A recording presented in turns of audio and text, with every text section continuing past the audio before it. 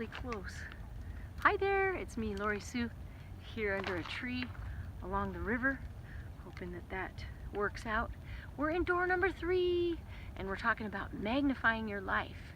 And so we talked about the 4 doors that you have choices. That's what it's all about. It's all about choices.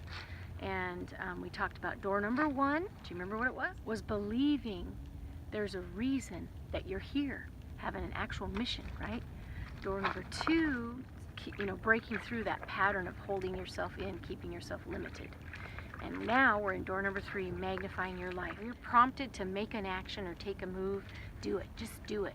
Step forward boldly, because the prompting is there for you to take that action. Richard Paul Evans, The 4 Doors, and he writes, work.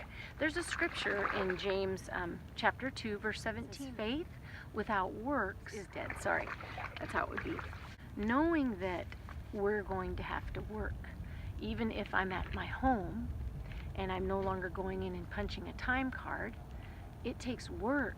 It's a different kind of work that I do, but it still takes work, and there's still effort. And some days it feels, to me, even harder because it's still not something I'm used to. I wouldn't trade this for the world, but it is work. So let's see what he says about work. Cultures expose their core beliefs through their stories and parables. At one time, industry and hard work was a favorite American cultural theme. Growing up, everyone I knew was familiar with the stories of the ant and the grasshopper and the little red hen. Sadly, these stories extolling the virtue of hard work have all but disappeared. Or maybe they have just been updated and our culture's gladiators have taken up the torch. He says, I've yet to hear a successful college athlete attribute his or her success to slacking off or practicing less. Nor do I ever expect to. We're not going to ever hear that, are we? There's currently much debate on whether Americans, especially American children, are becoming increasingly lazy. Frankly, I have nothing to contribute to the debate, and statistics can be wielded to defend both sides of the argument.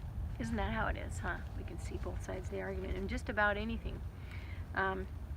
What I do know is that those who have changed the world have always given credit to hard work. So those who are out there that are successful, the most successful people you can think of right at this moment, they will attribute it and they will tell you that they worked hard. To work hard is to work with direct passion toward accomplishing an objective, not just punching a clock. It means to give and do more than is expected of you. The ones that magnify their life do more than they are expected to.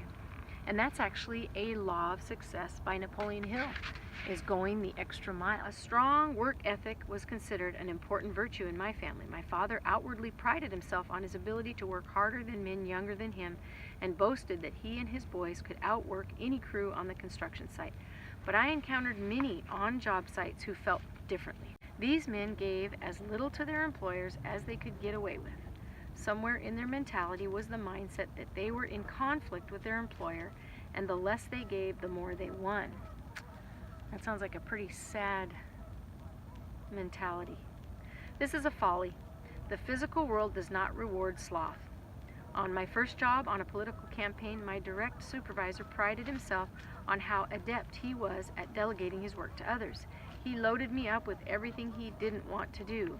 I didn't complain, I just did my best to get everything done. Within 3 months, he was dismissed and I was given his job. I don't know if you can hear that, but there's a whole gaggle of Canada geese having a convention across the water there. When my first book became a #1 bestseller, I heard repeated comments on how lucky I was. Of course I was, but as Thomas Jefferson said, I'm a great believer in luck, and I find the harder I work, the more I have of it. I like that.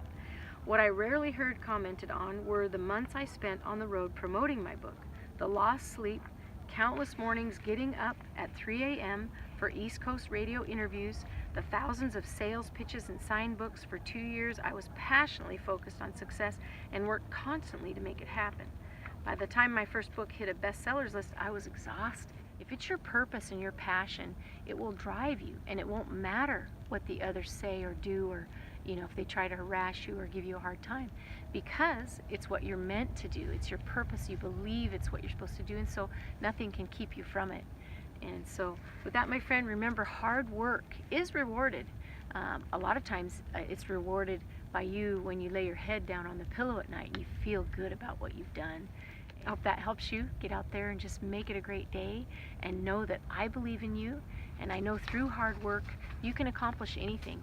Go for your dreams and live your passion, and come see me at majesticu.com for detoxing your brain, moving forward in a better way, and I'll talk to you again soon. Bye for now.